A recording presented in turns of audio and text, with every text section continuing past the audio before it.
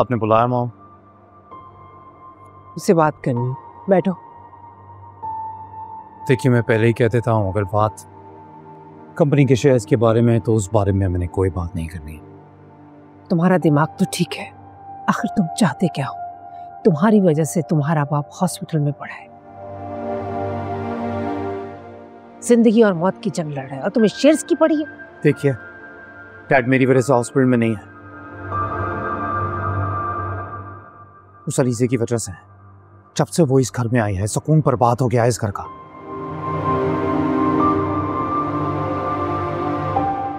कुछ भी सही नहीं हो रहा, सब गलत, जब से वो आई है तब से।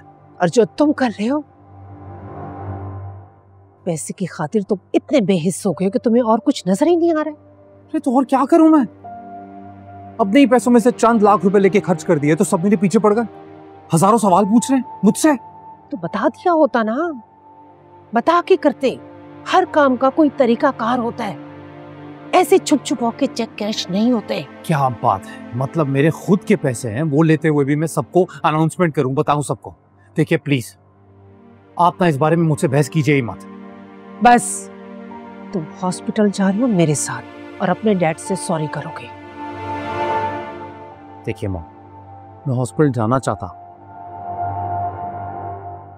डैड को देखना भी चाहता हूं और मैं देखूंगा, लेकिन मैं माफी नहीं मांगूंगा, क्योंकि जो भी मैंने किया है उसमें कुछ गलत नहीं है।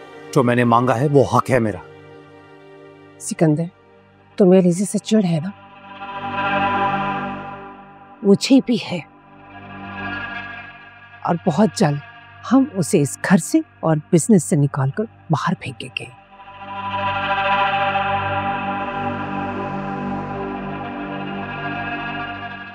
आप ना उसे अभी तक ठीक से समझ नहीं पाए। कुत्ते की दुम है वो, टेढ़ी हड्डी है, ना तो आसानी से सीधी होगी ना ही जाएगी।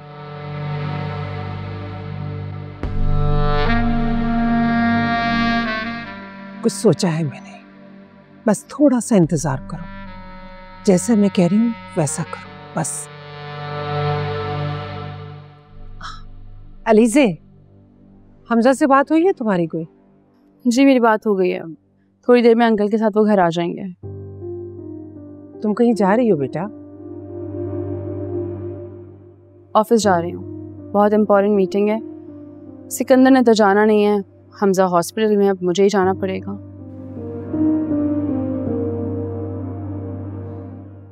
बेटा अपनी हालत देखो, इस हालत में स्ट्रेस लेना ठीक नहीं है, तुम आराम करो ना।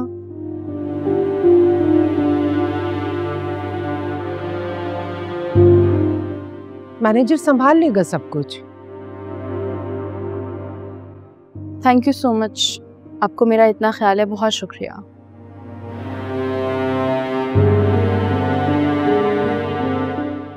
लेकिन हमजा की कोई बात टाल नहीं सकती मैं अभी सिकंदर से तुम्हारी ही बात कर रही थी।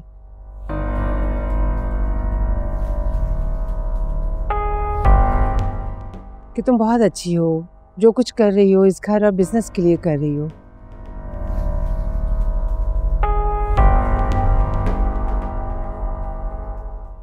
तो तुम्हें इसकी बात का बुरा नहीं मनाना चाहिए, और बेटा तुम भी कोई बात इसके दिल पे मत लेना।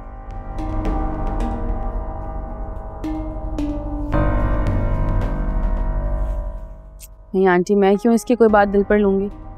इसकी कोई भी बात मेरे लिए इतनी इम्पोर्टेंट है ही नहीं।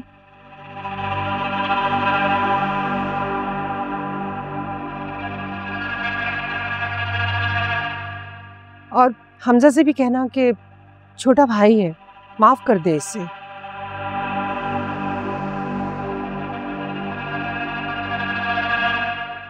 आंटी आपने वो बात सुनी है, भेड़िए का सबसे अच्छा दोस्त कौन होता है?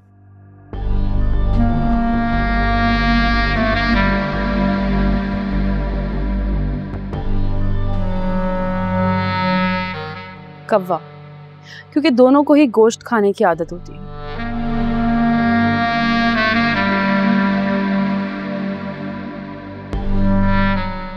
इसलिए कहते हैं कि दोनों की चालाकी और मकारी, इससे बचना चाहिए, क्योंकि इनकी फितरत में यही होता है।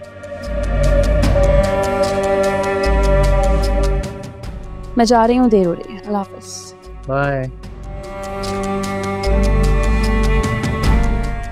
लीजिए, इसे निकालेंगे आप आसानी से बाहर। सुन ली कहानी आपने, कौवे की, भेड़िए की। ये इतनी आसानी से नहीं हारेगी। कहा था मैंने, इसे हराना इतना आसान नहीं होगा। इसके पर तो मैं ऐसे काटूंगी कि ये उड़ने के काबिल नहीं रहेगी। इंतजार रहेगा।